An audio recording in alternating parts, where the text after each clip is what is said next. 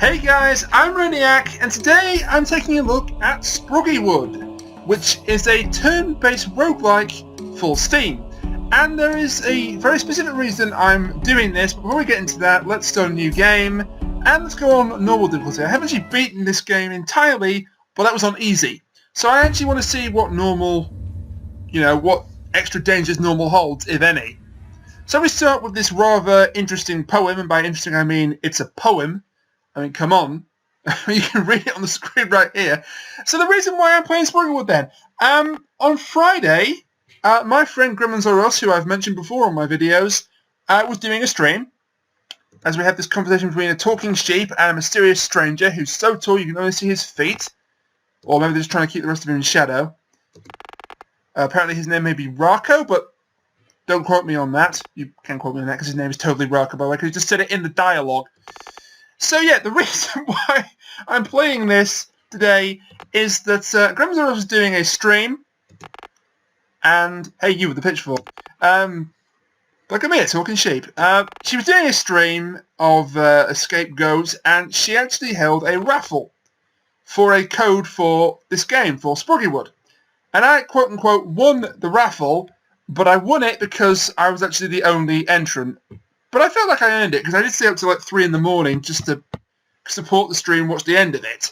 Also, it's a sheep and it's talking. Yeah, no shit game. I do rather like the dialogue in this game. You can also check any item or enemy. Speaking of enemies, we have this thing. This is a tiny yellow jelly. Looks like it's waiting on a tiny plate, waiting to be eaten. Now, as I said before, this is a turn-based roguelike. We take a turn, and then the jelly takes a turn and kicks our ass. It's going to eat us. What with it? It hasn't got a mouth. Also, you'll notice the sheep is referring to us as a cloghead. That is the name of the race of the people that are in this game, for whatever reason. I thought it's because maybe they were shaped like, their heads were shaped like shoes or something. No, it's nothing to do with that. I don't think, anyway. I mean, you can't really tell because the guy has got a hat on, and I'm rambling. But this is the tutorial, as you can probably tell. There's another one of those jelly things. Twice as big, twice as cute, and twice as easy to stab in the face with a pitchfork. And because this is a roguelike, you can actually level up. Well, that's just not fair, because you can't really level up in other roguelikes. You can level up in Rogue Legacy. You can't level up in the Binding of Isaac, for example, or in Necrodancer. We have a choice of 4 different powers to take, although the fourth one, Cornucopia, which is really useful, by the way, you can't unlock to level 5. So let's just take the pitchfork and have done with it. Because you can't actually use it, really, in this open tutorial. Take a look at your new power. As I say, I have actually... There you go. You just throw a pitchfork at an enemy. I'll be showing that off when we get to the game proper. But yeah, I won this game in a raffle where I was the only entrant. Also, great dialogue again. Oh no, don't touch that. On second thoughts, touch that. It is a new weapon, a flaming shovel. And we might as well take it. You can't actually keep it, unfortunately, but we might as well take it. And here's our flaming shovel, which, funnily enough, I don't think we get to show off again. Oh, yes, we do. And here's a neat little mechanic that really should be in more turn-based roguelikes. If you press the space bar, you will actually skip a turn, and then the enemies will come to you and then stab you in the face. And lighting the sheep on fire for some reason. And talk to the dead lesson being so adorable. And then if we just hold the sheep over to the right here, we come to a mysterious door. And what we're going to do? Well, we're going to enter it, of course. What else would you do if you come to a strange door that you don't know where it would lead? You jump into it with both feet, of course. Video game logic at its finest. So yeah, I'm just going to be playing through the first 2 or 3 levels of the game, just to give you guys a feel for what the game has to offer. Because that was kind of a condition attached to me winning the raffle. The person that won it had to, quote-unquote, spread the word about the game. And I thought, well, what better way to spread the word than do what I always do and make a video on it. Now this sheep, you might have figured, is not your ordinary run-of-the-day sheep because of the fact it can talk. He's no sheep. No, it is in fact this thing, Sproggy, the forest sprite. Also, I love the music that gets really dark and dramatic all of a sudden. The Dark Lord of this realm. Sproggigeddon, Dark Lord of all. And now we're enslaved to him. So there's that. You're our master now. Our adorable little master who looks like a cross between a cat and Tingle. quite frankly. But I do like the well, for one of the better word, the look of the game. It's a pretty nice looking game. It's a very easy to run game. It runs on XP, so you know it doesn't require a huge amount of processing power to run. Also, again, so you don't succumb to feelings of despair. I built this farm and cottage for you. That's very nice of you, Overlord Sproggy. So anyway, the goal of Sproggiwood is to basically take your Cloghead civilization into various areas and explore within, basically. Now, I've called this a roguelike, but it both is and isn't a roguelike because there's no permadeath. And if you were to die, you would just be able to start the level all over again. There are, as you can see, levels that you choose. It's not like, say, the Binding of Isaac, where you go to wherever the game takes you and a random order of items. You'll understand when we actually get into the gameplay. I mean, I'm pausing here to let you read the text because it's very, very important. He will not have it, whatever it is. So this big jelly monster called Big Ick is apparently stirring up trouble. And we need to go to Icky Colo, no I did not make that name up, and put this Big Ick in his place. And I'll do that because it gives me a chance to show what the game is all about. Now, as you can see, we have a choice of 6 different classes, or rather, we will later on. Right now, we just have the farmer. The other classes are locked and have to be unlocked. You know, that's kind of the most obvious statement of all time. If they're locked, they have to be unlocked, but don't mind me. Yes, that was a pretty ridiculous sheep costume, Sproggy. You're right. Okay. Sheesh, you are pushy. Now, as I say, I have beaten this game on easy, but this is my first time playing through the game on normal. Well, apart from... I did just try this level out on normal before I recorded this, partly to see what it would look like as a test record, and partly to get an achievement. There are only like 9 achievements in this game. I have 8 of them just from playing through the weekend. It's not the longest game, but, you know, again, it doesn't have to be that long in order to be great, or at least to be enjoyable. And now we've leveled up already. Now, I didn't get the chance to show it off earlier, but let's take the pitchfork and see if we can't use it against one of our enemies here. Also, if you run into the spider's webs, you will actually take a turn out. It'll be enforced on you. And honestly, this whole idea of pressing the spacebar to skip a turn is really quite useful. It's kind of a shame there isn't an achievement for no damaging a floor or something, because that would be kind of cool. Now, scattered along the dungeons, you can sometimes find treasure chests, which you open to get a load of coins and a new item or weapon. In this case, it's the blinking dungarees. Also, that music may be a little bit loud, so just give me a moment. And every time you find a weapon, you can equip it. That's why it's so loud. My god. I could have sworn that was supposed to be at 50. Much better. Professional. So you may not have been able to hear me in the opening start of the video, but them's the breaks, I guess. I'm probably going to end up regretting this because I don't have a finite amount of health, especially at level 2. But I'm trying to... it's kind of a habit I've developed in all roguelikes I play. I go for the entire place trying to find all the loot that I can lay my hands on. You'll notice when we're killing these little jellies, they are leaving behind green slime. Now these slimes are mostly harmless. If you go over it, you will move 2 spaces instead of 1. As I said, at the moment it's mostly harmless, and the more you move over it, the more it's weakened, and then finally it disappears altogether. I could just go to those stairs that we came in by to go to the next part, the next level of this dungeon.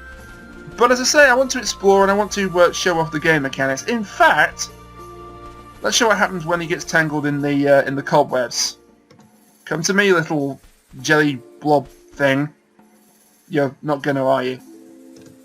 Okay, I'll show it off on another enemy. Fine game. Oh, hang on a minute. Now, if I'm smart, I can do it here. Why are these jelly blobs not cooperating? God damn it. Okay.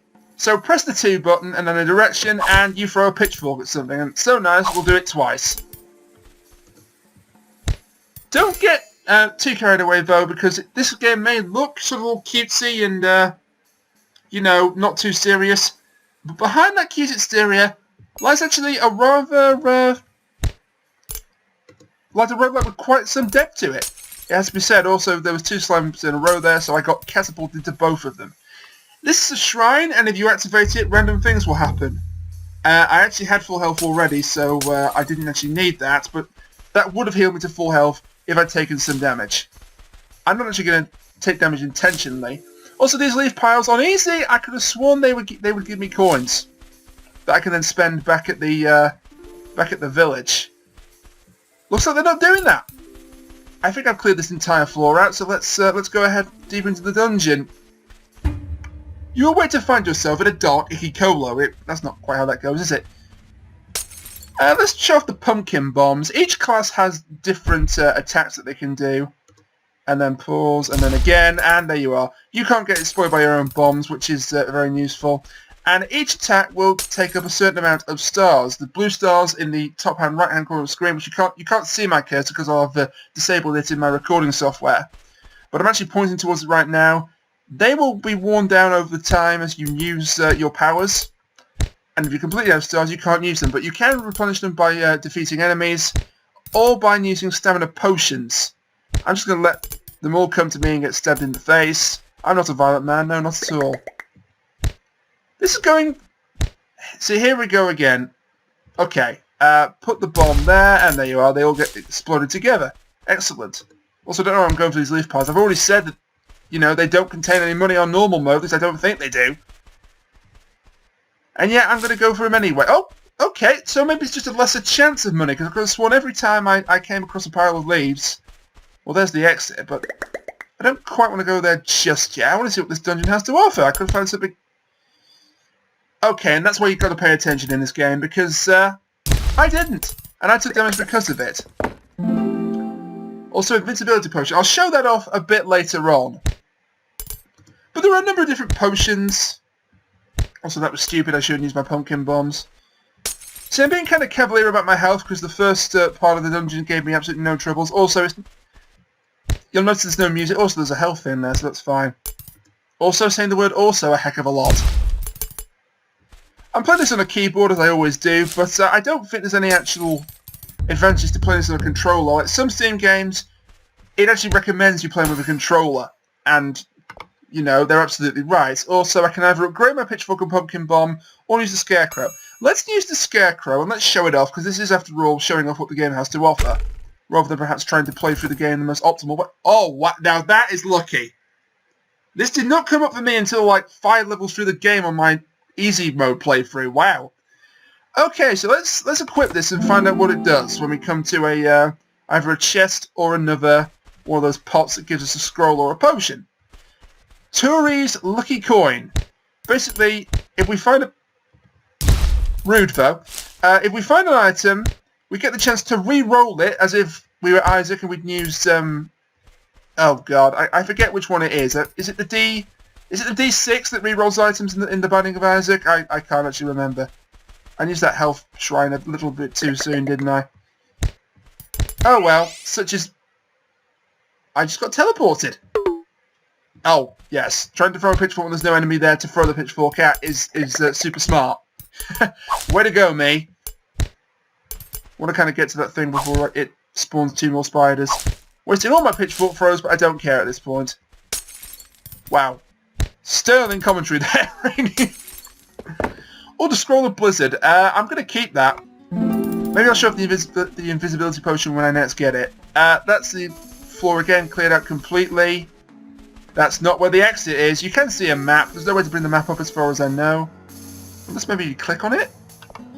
Oh! Well, me and my big mouth, you can just click on the map to find it. I don't find the map that particularly useful, though. I prefer to go more off my own memory, if that makes any sense. And here we are, where we came to be, in Big Ick's lair. Now, Big Ick, this is quite the thing. There he is. That's Big Ick. It's a collection of jelly cubes with a mushroom in the middle. Well, the first time I played for this, I thought that was his brain. But no, it is a mushroom. You'll see why in a minute. Also, don't fall for his persuasive rhetoric. His persuasive rhetoric is the putty babble from Mighty Morphin Power Rangers, basically. So this is our first boss then, Big Ick, and he packs quite a punch. So you have to be, well, you have to be clever fighting him. Let's use our Scroll of Blizzard. We might as well, and get a couple of cheap hits off on him. Yeah, see what I mean? He does 10 damage to you. I'm going to scare him up. Doesn't work on bosses. Okay, that's good to know.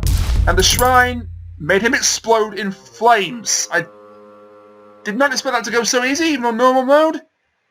Also, it spawned a mushroom. It's not his brain, it was a mushroom. I kind of gave that away premature, and it just runs through the secret. Quick check to just make sure we haven't missed any loot. I don't want to use any more shrines, though, because one of the things that can happen with shrines, and maybe I'll get to show this off during the video, is it can actually spawn a bunch of enemies. And that can be a real problem, and the shrines are not always beneficial, as you'll probably find out later on.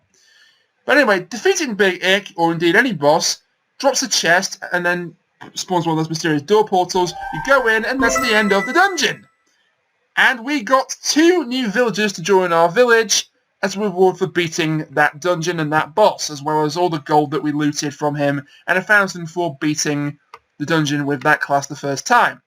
Our new villagers are a spider named Seppo and a yellow gelatinous cube named Offo. Seppo and Offo, 2 of the lesser-known Marx brothers there. I apologise, that was a terrible pun, but what can you do? When life gives you lemons... I don't need to finish that anyway. Dark Lord Sproggy is praising us for our efforts. Now, you might have figured out from the way he was talking that there's something a bit off about Sproggy. Doesn't really look like a Dark Lord, does he, really? I mean, But first, of course, spoils. The spoils of war. The spoils of beating the hell out of a jelly monster. Okay, so for beating Big Ick, our reward is we can unlock one of the extra classes. Either the archer by building a wood mill, or a warrior by building the forge. I'm going to take the archer, but it's entirely up to you. It's your choice, and you will get the other one that you didn't select later on down the line, but I just thought I'd show off the archer. Also, our Dark Lord is very happy about this. Your simple, dull civilization expanded. I have to say I love the dialogue in this, I really do. So now we can send our archers off on adventures, such as the dungeon we just beat, and if they beat it again, with the new class, we'll get 1,000 more gold as a reward. And gold is very important in this game. But now we have an important plot detail. Sproggy seems very happy about the fact that a mushroom popped out of Big Ick. A new species in Sproggiwood. I'm sorry, for some reason every time I hear the word Sproggiwood, I feel compelled to break into the Ballion song. I don't know why. Maybe because it's Sproggiwood, Ballion, same number of syllables. Ignore me. Yeah, as I say, I kind of get the game early, but he's not really talking like a Dark Lord, is he? And again, I love that the music just changes when he's revealed to not be a Dark Lord. He's no Dark Lord, he's just Sproggy, aka Cat Tingle. He's a little guardian spirit, and he's not nearly as malicious as he'd have you believe. He just wanted you to come here to help him out, basically.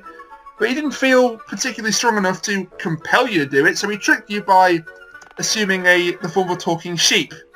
Yes, as plots go, this is a little bit asinine, but keep going, Sproggy. He didn't create the realm. Some wonderful creatures, including the things that just tried to kill me. I don't think that's a particularly wonderful world there, Sproggy, but I think you put some lies on the brochure, if you're asking me. I've been sparing on admiring your people. That's what they all say. That's the excuse they all say before they get brought before the judge, Sproggy. Civilization! Which one? 1, 2, 3, 4, or 5? So I'm just with all the terrible puns today. I apologise. Curious Mushroom. Spencer Squish. Nice name. Oh, and suddenly he appeared. And this by magic, the Jelly Blob appeared. That wasn't Mr. Bear. What the hell are you talking about? Relocated, aka kidnapped. Took forcibly from Ikikolo. Anyway, Spencer's role here is to basically show us how we can use the shop to buy new items and upgrades. And we're going to do just that. I did okay against Big Ick, but I still had a lot less health than I intended to, basically because of the screw-up where I thought if he was frozen he couldn't attack the turn that he was unfrozen, but he can. So you can buy upgrades, weapons, and gear. I can't believe I got that lucky coin. That's exceedingly rare in the early game. Yes, unfortunately you can't take it with you when you go out of the portal. You certainly can't take it with you when you die either. And anything you found in a dungeon you can then equip and take with you whenever you want. I'm tempted to do that, but first things first, let's buy a Civic Boost. It's an upgrade. Call it what it is, game. Don't try and hide behind fancy words like civic boosts. Let's get some more health. Because I don't believe the archer has that much health to begin with. We can get a flaming shovel or blinking dungarees. They will allow me to teleport if I get hit and not take any damage. But the flaming shovel is a more upgraded shovel, so let's buy that instead. And now I can take that with me whenever I choose to go on a quest. Now, you can also... One more thing you can do on your sort of hub world here is you can actually decorate your village with like rocks, trees, and then you've got grass textures, stone, that sort of thing. And you can even put extra buildings in, like cottages, bridges, farms, fields. You know the sort of thing. A haunted mansion, that... I didn't expect that to come up there. It serves no actual purpose to the game. You can just put them in there. Let's take a haunted mansion. Or a wizard tower. Let's put the wizard tower... there. No, there. It doesn't actually do anything. It's just for purely to make your town look a little bit better, so I'm not going to be bothering with it. But hey, if you get the game, you can do that if that's what you wish. If you want to do like Age of Empires and spruce up your civilization, by all means go right ahead. Meanwhile, I'm going back to the world map. You're just in time for what, I wonder?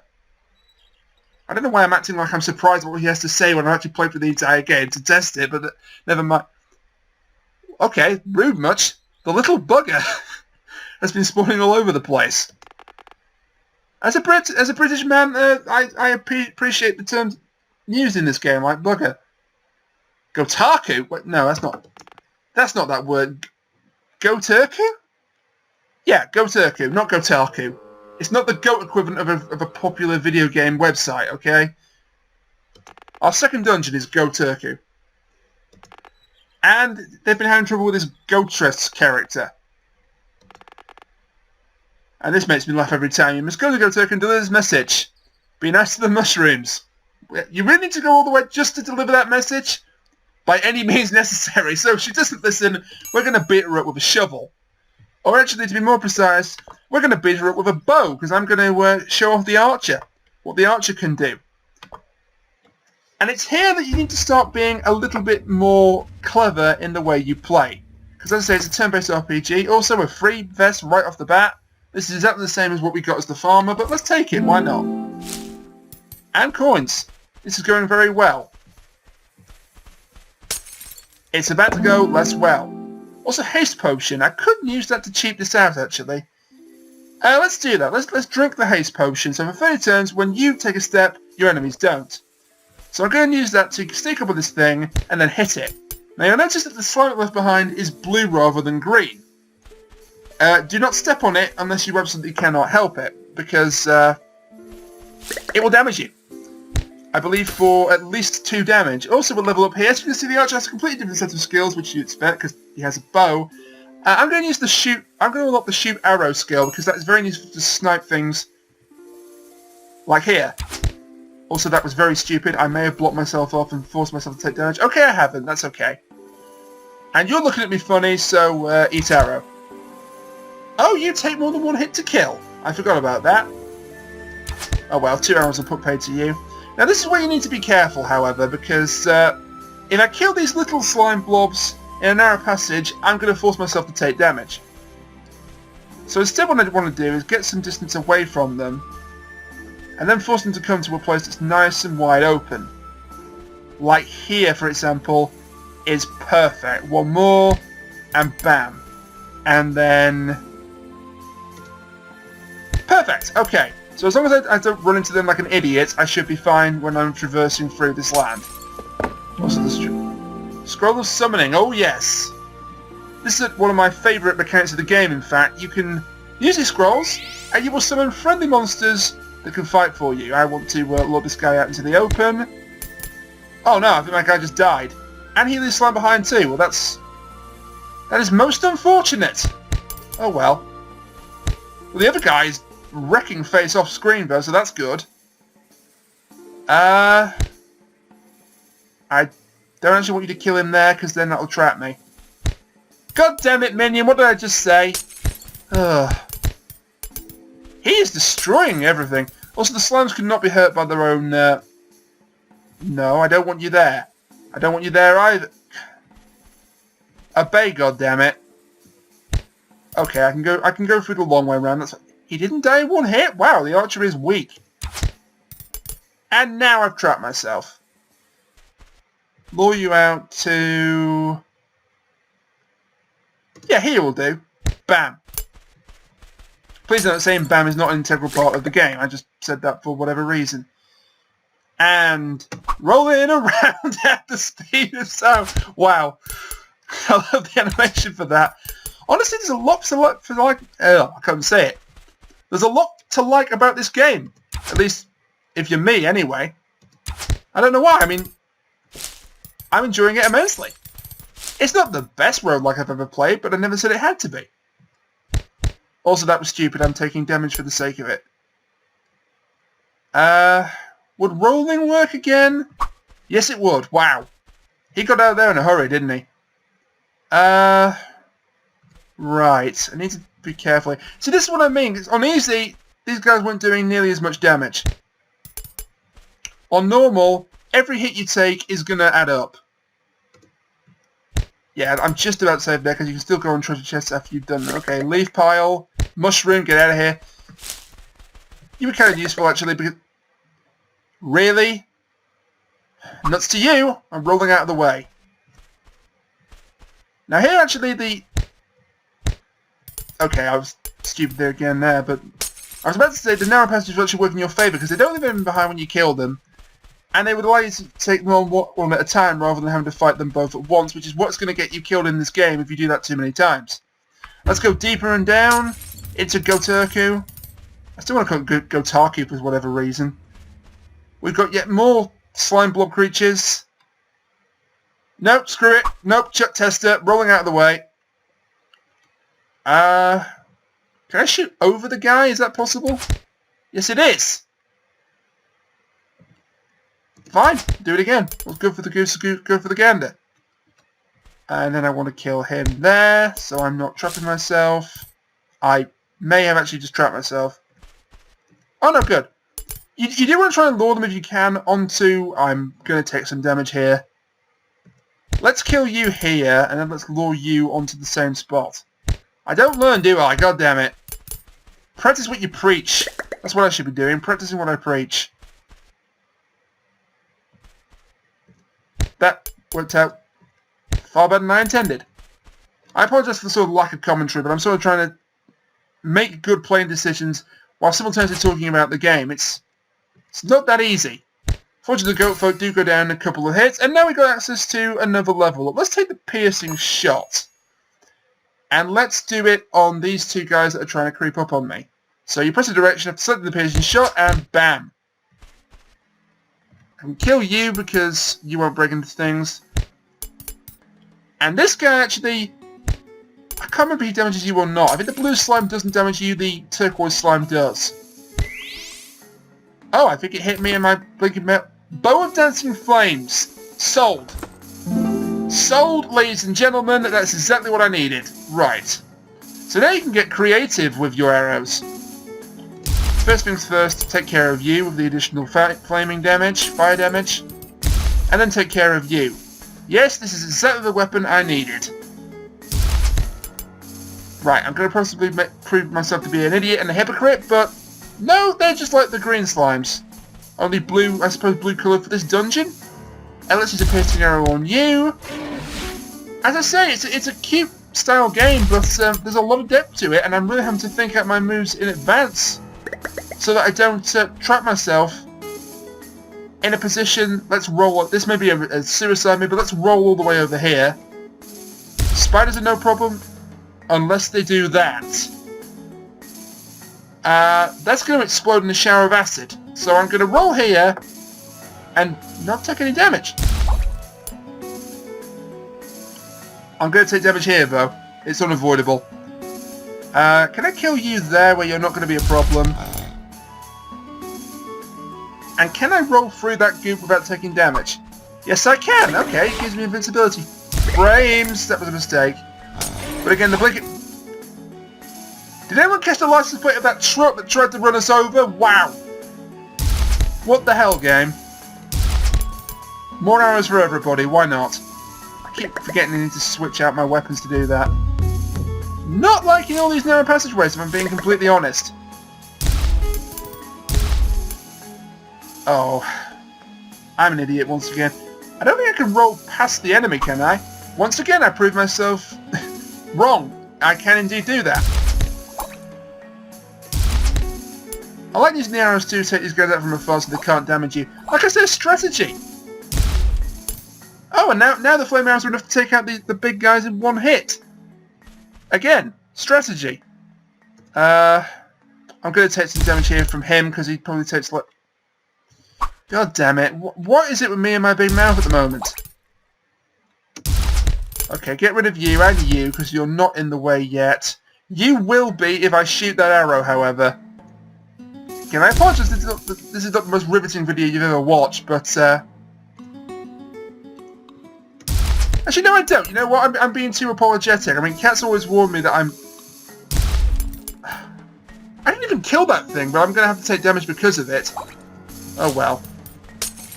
I suppose that's what I get for being greedy when I could just go straight to the end of the dungeon.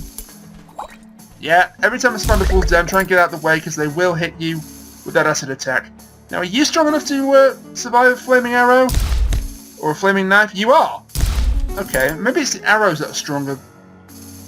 Let's test this theory out by luring him out there, and then shooting him. And then stabbing you, and then stabbing you. I'm getting the hell out of the way. Where did you come from? What the heck? That caught me completely by surprise for some reason. I don't know why, because he was right there. It just did. Not of any spiders that shoot acid when you kill them. Oh, I got hit by something I wasn't intending to. Or maybe I hit a teleporter, I can't remember. Either way, don't appreciate that. Snipe you, and you, and you. I think I actually sniped the nest that time rather than the thing. I think I'm going to end it after this dungeon because I think you can get a good feel for what the game has to offer based on this. But I do want to try and fight the second boss and beat it if possible. There's the... Oh, having said that, I'm a little low on health. You see, I was messing around, but now it's serious because I'm running low on both health and stamina. And I can't keep using these arrows because it will eventually trap me. But on this occasion, I think I've got away with it. I'm not going to even deal with you. You get to live. Oh, I thought this was going to be the boss's lair. It's not. So I'm going to have to really...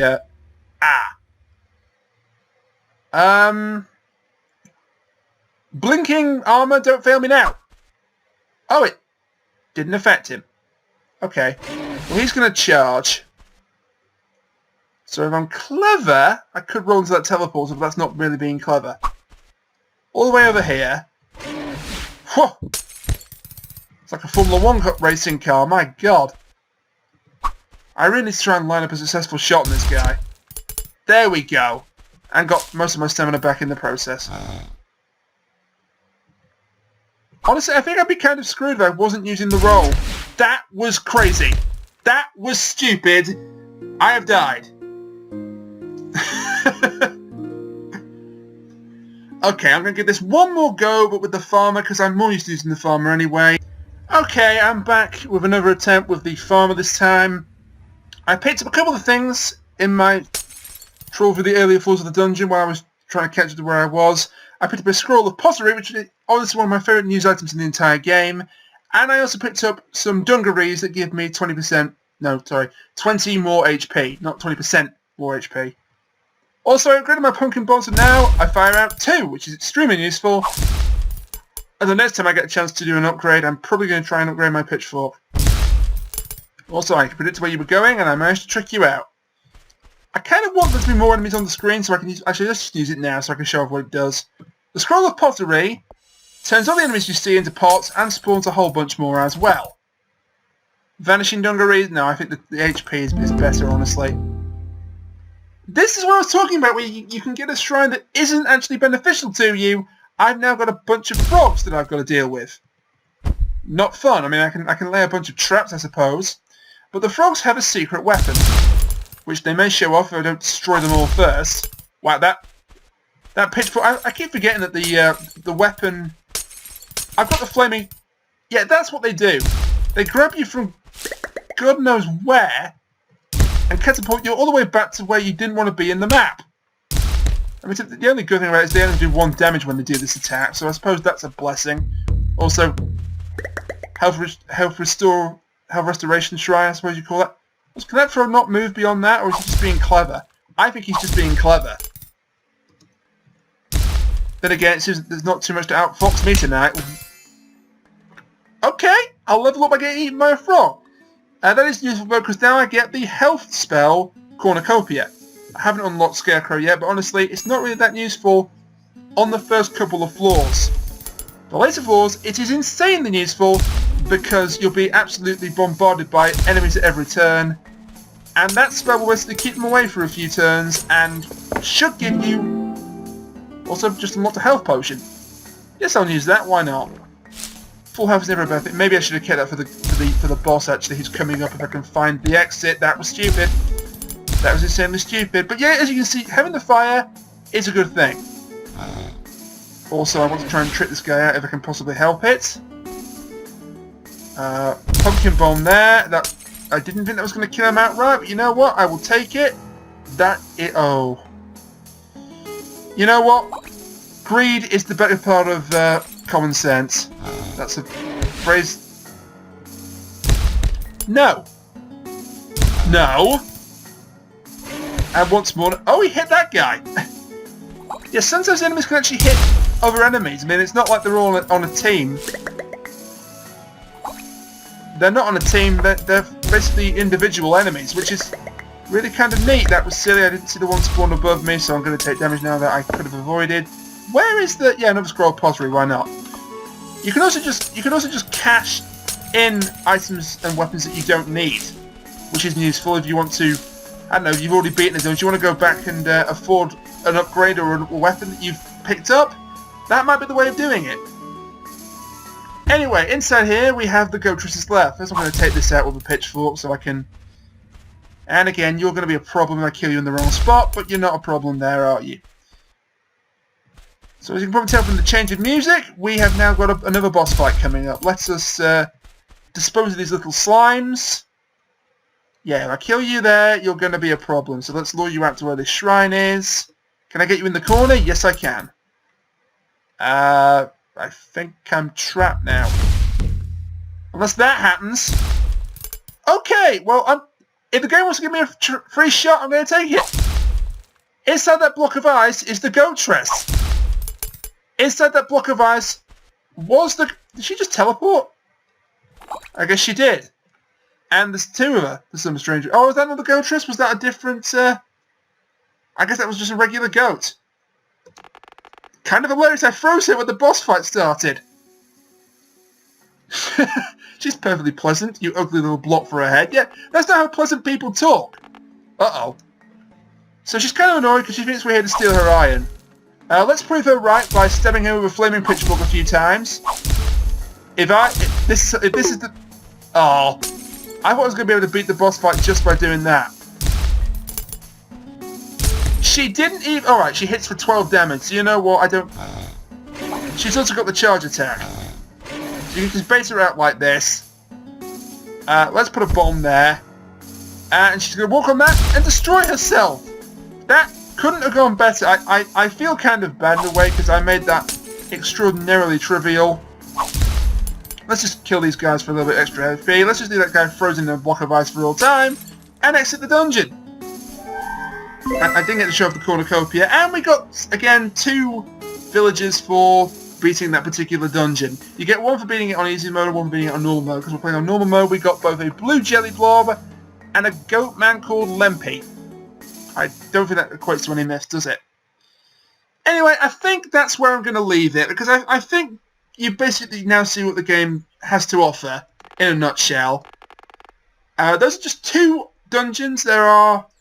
Well, you can actually count them on the map screen here once I've talked through Sproggy's little thing and got the reward for beating the Goatress. She doesn't have any use for what's inside because she's dead.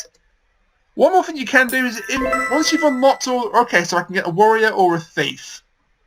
Let's take the warrior, but I'm not going to get a chance to show him off, unfortunately. More great news!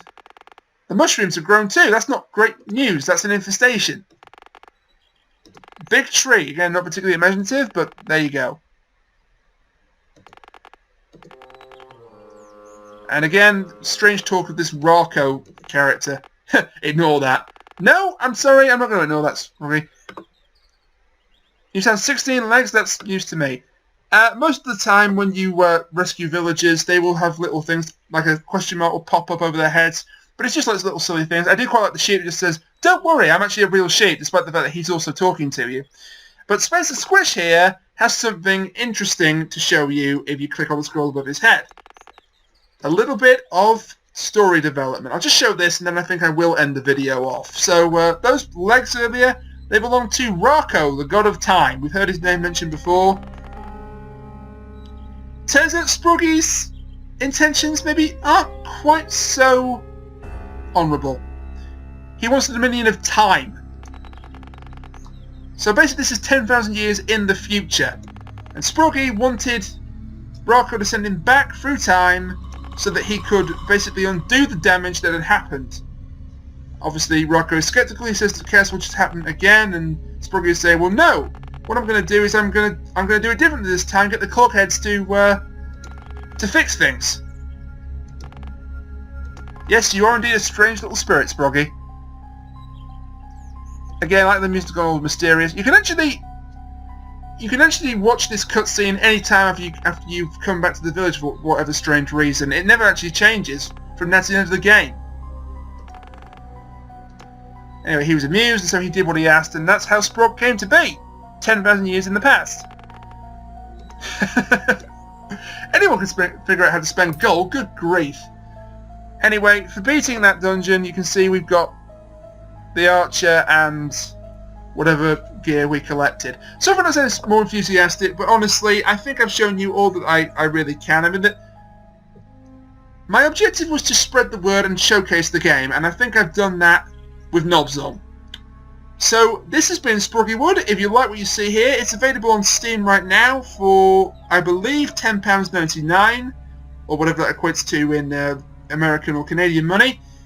I've been Rainiac, and join me next time for whatever I play next. Until then, bye for now.